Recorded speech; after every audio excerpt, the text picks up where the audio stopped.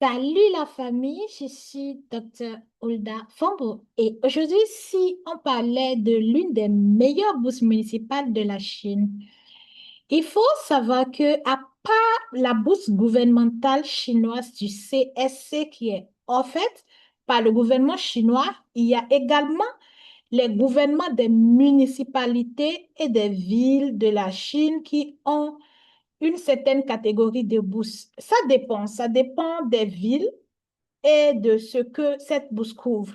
Mais celle de Shanghai est l'une des meilleures que je connais parce que ça offre exactement les mêmes choses que la bourse gouvernementale type B.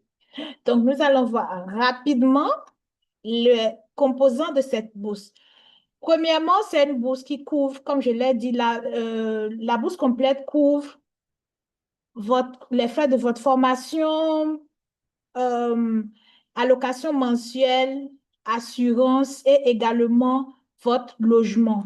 La bourse partielle couvre l'assurance et les frais de scolarité. En outre, votre allocation mensuelle pour la licence est 2 500, exactement comme la bourse gouvernementale.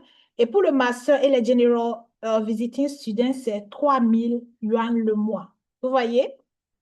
Malgré que ce soit une bourse de ville, elle couvre les mêmes choses que la bourse gouvernementale. Ici, nous sommes en train de voir ce que University of Political Science and Law de Shanghai offre. OK? Donc, voilà les filières que la bourse couvre. Nous avons les Science of Law, International Economic Law, Intellectual Property, International Economy and Trade, Economics, Economics and Finance, Business Administration, Sociology, Journalism, International Politics, Administrative Management, Politics and Administration, Applied Psychology, Chinese Language and Literature, International Chinese Education, Broadcast and Television Director, Broadcast and Television Director. Donc, voilà les filières que vous avez pour la licence. Si vous voulez postuler pour la licence dans cette université, vous devez choisir une parmi les filières là pour pouvoir bénéficier de la bourse gouvernementale de Shanghai. Maintenant, si c'est pour le master que vous voulez postuler, voilà les filières qui vous sont disponibles. Vous avez Law Theory, Constitutional Law and Administrative Law, Criminal Law, Civil and Commercial Law, Procedural Law, Economic Law, Environmental and Resource Protection Law, International Law, International Politics and Relations. Donc, voici ce que vous avez en master. Si vous êtes intéressé par l'une des filières, que ce soit pour la licence ou le master, je vous conseillerais, après la bourse gouvernementale, de postuler pour les bourses de ville et notamment ceci. Donc, si vous allez dans cette université, c'est ce que vous allez choisir. Maintenant, pour la licence, il faut être âgé de 18 à 30 ans. Et pour le master, il faut être non chinois et être âgé de 18 à 45 ans. Oh, wow!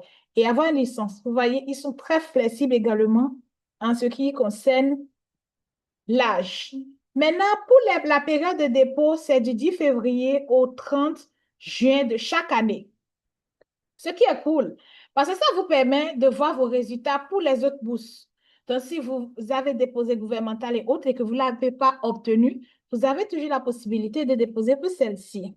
Et pour déposer ce dossier, pour déposer pour cette catégorie de bourse, il faut aller déposer, soumettre vos matériels, anyway, les documents sur le site là, studychina.org. Remplir les informations et tout. Donc, quand c'est validé, ben, vous aurez les documents et vous pouvez venir en Chine. Et maintenant, quels sont les documents dont vous avez besoin? La première des choses, c'est le International Student Application, Admission Application Form de l'université. Vous pouvez trouver ça sur le site ou le site que j'ai monté un peu plus haut.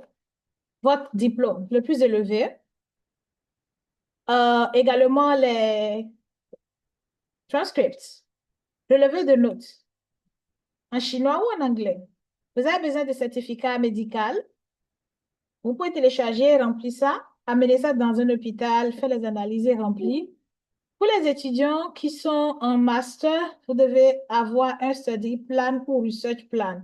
Quand vous serez en Chine, pas moins de 1000 mots, soit en anglais ou en chinois. Il faut aussi un certificat de HSK4 ou plus.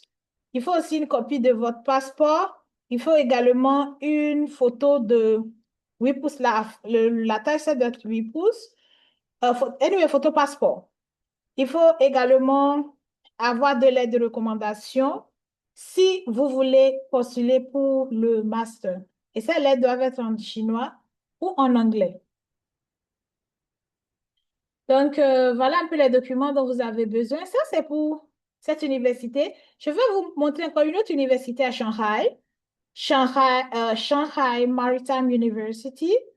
Voilà, c'est une très bonne université. Vous pouvez également trouver cette même bourse-là parce que la bourse du gouvernement de Shanghai est disponible dans 31 universités de Shanghai. Donc, comme je l'ai montré tout à l'heure, c'est une bourse complète, vous avez le A et vous avez également le B.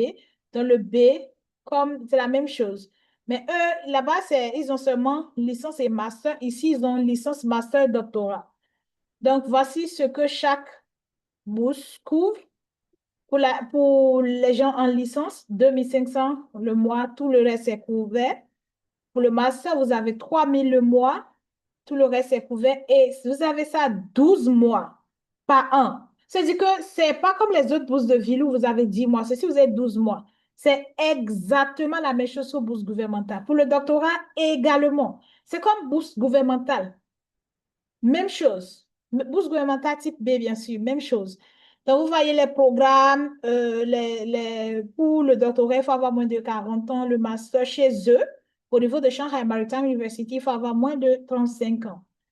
Et voilà un peu le processus à leur niveau, au niveau de Shanghai Maritime University, et également, voilà leur application period. Pourquoi je vous ai fait voir deux universités qui sont dans la ville de Shanghai?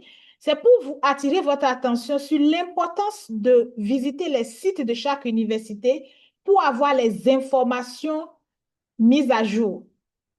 Parce que ici, par exemple, chez Shanghai Maritime University, le dernier délai, c'est le 30 avril, alors que pour l'autre, ce n'est pas le même délai.